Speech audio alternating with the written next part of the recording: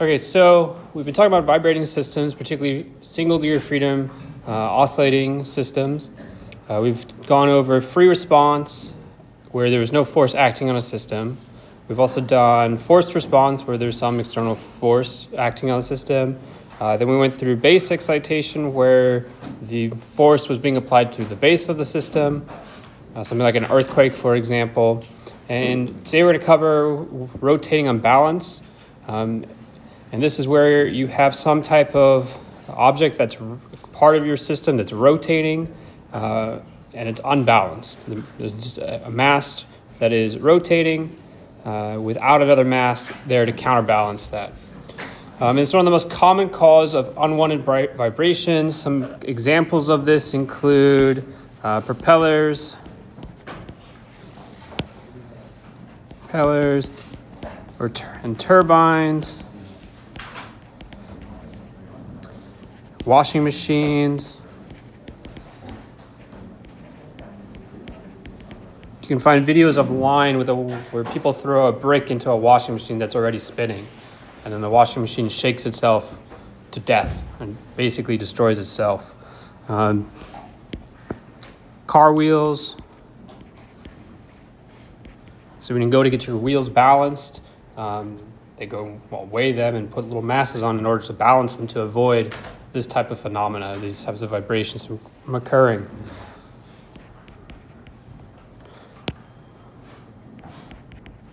We'll just say rotate and balance. Another example is in video game controllers.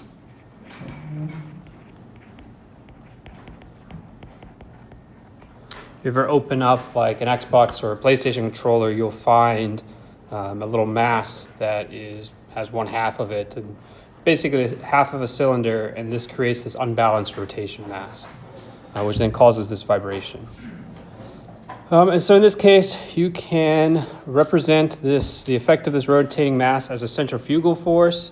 In that case, it is F of t equal to m times E times omega squared times the sine of omega t, where E here, it's known as the eccentricity of the unbalanced mass. Basically, it's just the distance from the center of rotation to the mass itself, but it's called the eccentricity. And neither E or omega need to be constant in this, although we're only going to consider cases where both of those are constant. It would be relatively easy, especially if you're causing this vibration by driving an unbalanced mass with a motor. It'd be very easy to change that omega, make it a function of time. That eccentricity or that E parameter could vary with time, probably through some type of CAM mechanism or something like that. That requires a little bit more engineering, whereas changing omega is simply just changing the input to a motor. In this class, we're just going to assume these are constant and stick with that. So then our equation of motion will be written as big M, that's the mass of the machine or whatever this unbalanced mass is vibrating or attached to, mx double dot plus cx dot plus kx. That's just a standard equation of motion, and then equal to me omega squared sine of omega t. And so here we're showing that this unbalanced rotation or unbalanced rotating mass is what's exciting the system here. And this is equivalent to equation 55, which I'll show in a moment. I'll let you guys catch up.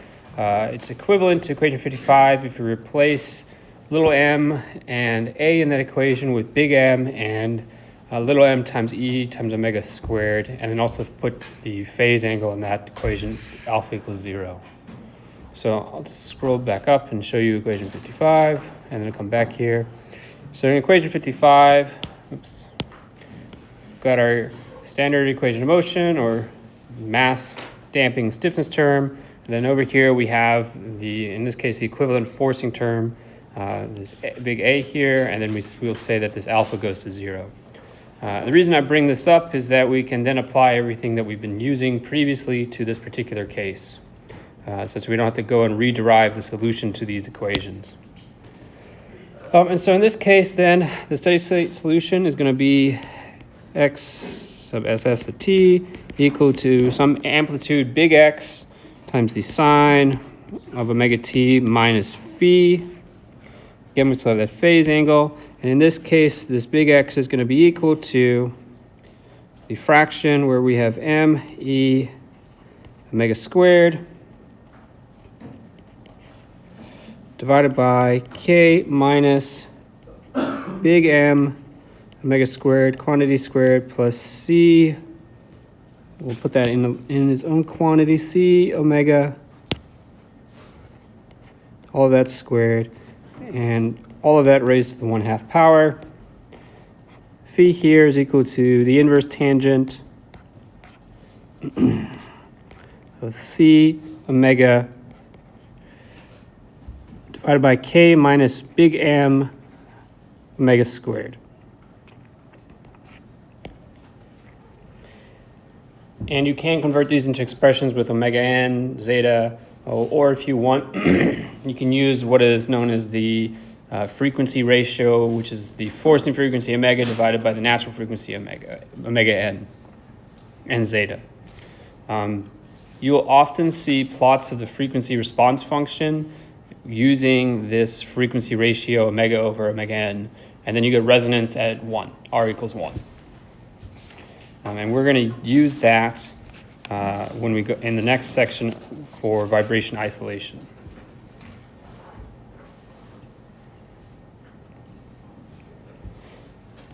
All right, so moving on, we're looking at vibration isolation now. This is just a procedure of reducing unwanted vibrations by isolating a system from a vibration source.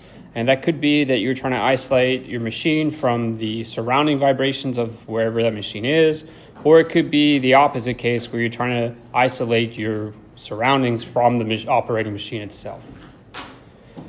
So generally, you're going to place what we call an isolator between the system and the source, whatever direction that's going. And I have a picture provided you with some examples on the next page. First of all, we'll talk about those in a moment. Actually, we'll talk about them right now. So first one is just an undamped spring mount. So you can just put your machine or whatever it is on top of some springs to try and isolate it from the ground. The second one is a damped spring mount. This is basically a combination of springs and some type of piston with filled with oil. With probably some type of transmission fluid in general. And then the third one is a pneumatic rubber mount. So here you got rubber to add damping, and then you can control the stiffness by controlling the pressure inside that mount, hence the pneumatic part. Okay, so in general, an isolation system can either be passive or active. Passive means that it does not require any kind of external energy source. You don't need to power it in any way. Whereas active is simply the opposite of that, meaning that you do need to provide some power to it. So for passive, we'll say that it does not use an external power source.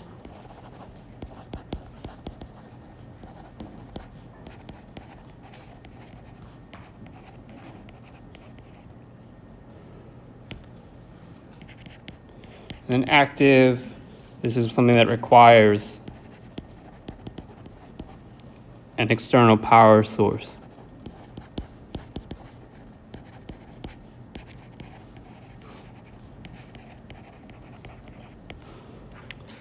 And so when we say active and requires an external power source, we're thinking about on the time scales of the vibrations itself. And I'll come back to that in a moment. So out of all the devices that are shown here, these are all passive devices. The spring is just a chunk of metal, so it doesn't require any power. The damped spring mount is a combination of springs plus some type of viscous fluid. Again, no power there. The pneumatic rubber mount, I said that we've got to pump that up. So this is where this time scale comes in. So you're going to have to put some energy into the system or some power in order to pump it up. But once you've pumped it up, it pretty much stays the same for a long time. I mean, several years later, you may need to pump it back up again. But the time of vibration we're talking is on, tens to hundreds or thousands of cycles per second. So the scale we're talking in terms of, needing that power is drastically, or the time scale for an active system is drastically smaller than pumping up a pneumatic spring. If you do that once every 3 years, I mean, who really cares?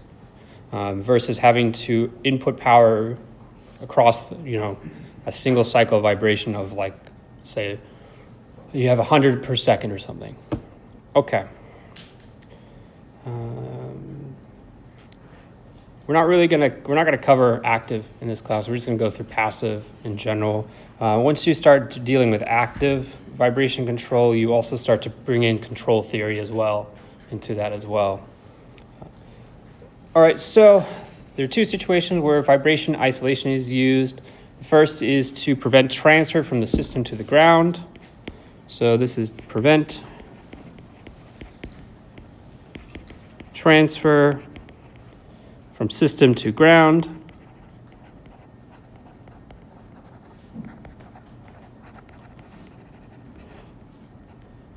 And the second one is the opposite, to prevent transfer from the ground to the system.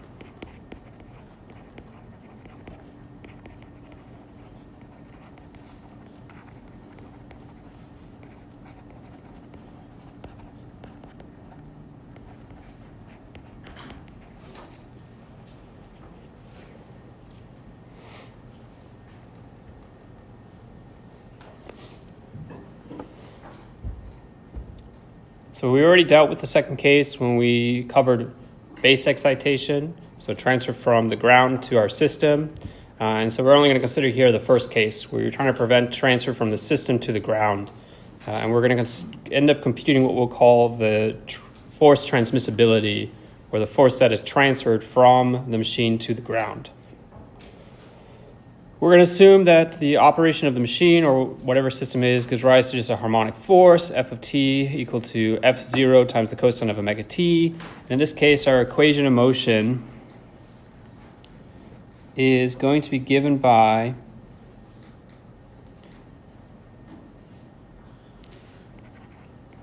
mx double dot plus cx dot plus kx is equal to f0 cosine omega t.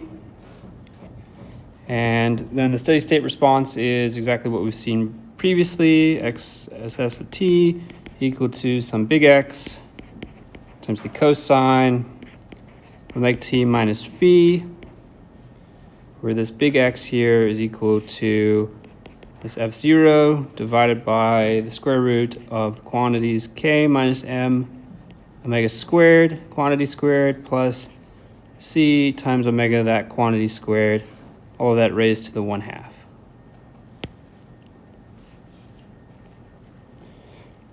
And then phi here, same as what we've seen before, inverse tangent of c omega over k minus m omega squared.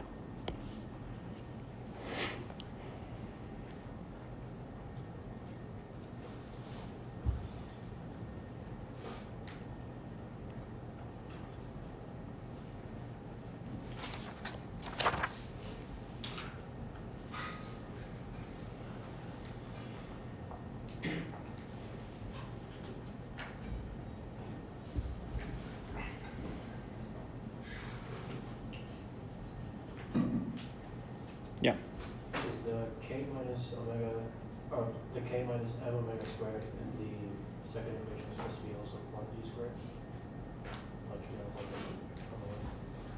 Can you say that again? Is it supposed to be squared? The k minus m omega squared for the equation for phi, should that also be quantity squared like it is on the one for x? No, it's not. It's not there. And it comes from computing the magnitude of the response.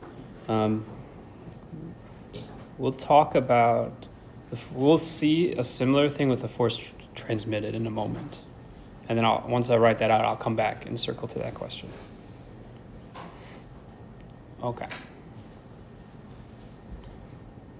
Okay, so the force transmitted to the foundation, we'll call this F sub T of T, is going to be equal to, force transmitted is equal to, it's going to be C times X dot plus KX. So that's the force being transmitted to the ground. And if you plug in the steady state solution into that, you'll find that this is equal to minus C omega big X times the sine of omega T minus phi plus K big X times the cosine omega T minus phi. And then we're going to go and compute the magnitude of this force. To do that, we are going to take each of these components and we're going to square them and take the square root of the sum of them. So it's just an Euclidean norm. Oops.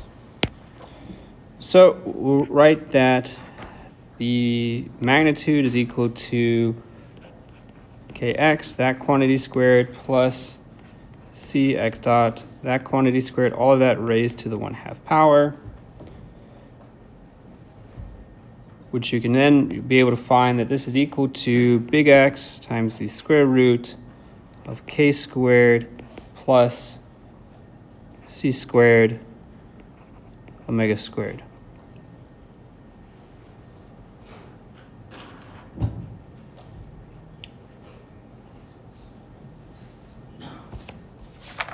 And if you want, you can also go and define a phase, in which case this would be equal to C omega divided by K.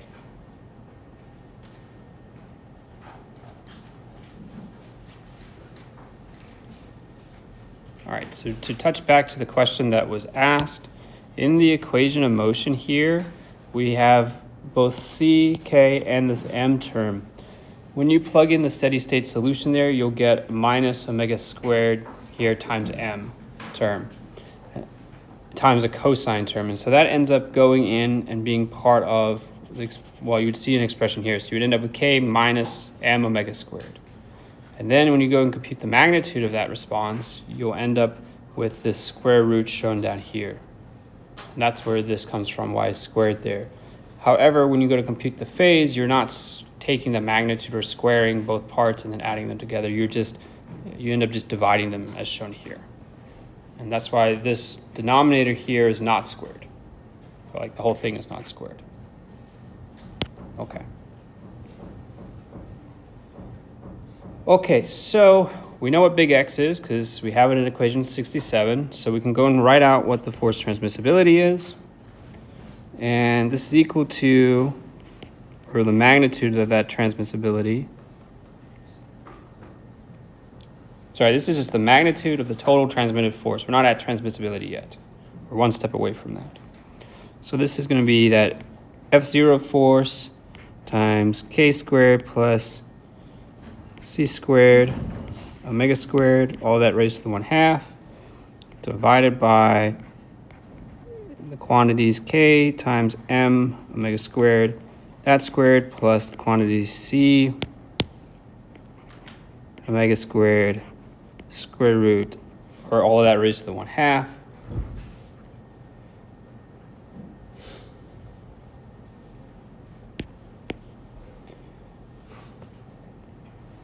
From here, we are going to define the transmissibility or the transmission ratio, TF, as the transmitted force divided by the input force magnitude, or this TF is going to be equal to FT divided by F0, which is equal to this whole fraction here, K squared plus C squared omega squared in the numerator divided by K minus M omega squared quantity squared plus at C omega quantity squared, all of that raised to the 1/2.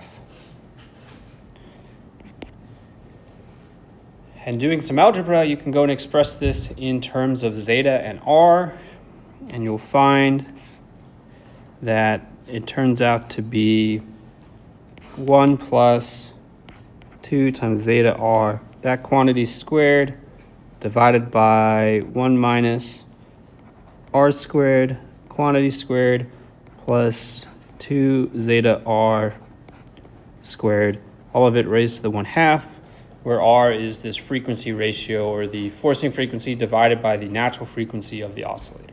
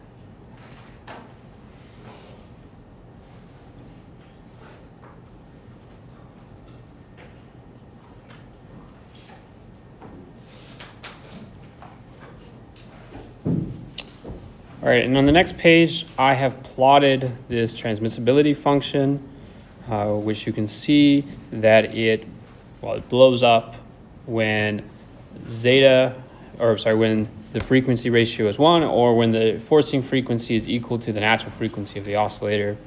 The benefit of having a plot like this is that if you know your input force, you can use this plot to go and determine what the transmitted force would be directly as well. And then you can also use these plots to do design as well.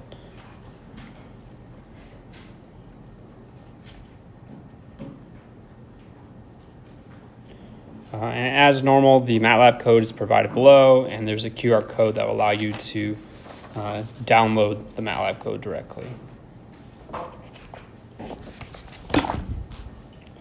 All right, any questions on single degree of freedom vibrations?